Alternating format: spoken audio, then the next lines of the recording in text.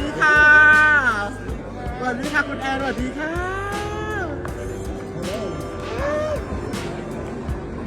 ฮัลโหลฮัลโหลยูนิเวิร์สฮัลโหลฮัลโหล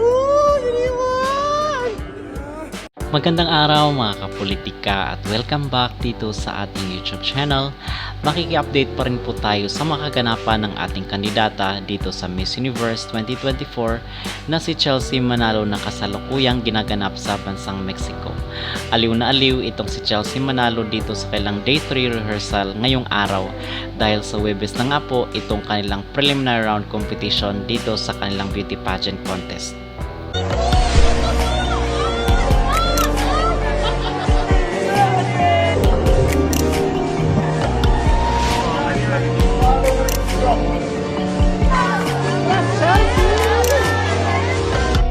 Samantala ay marami namang mga international brands at mga kilalang personalidad ang nakapansin at pumuri dito sa ating kandidata na si Chelsea Manalo. Sa tingin nyo ba ay may laban at may puruhan na mananalo itong si Chelsea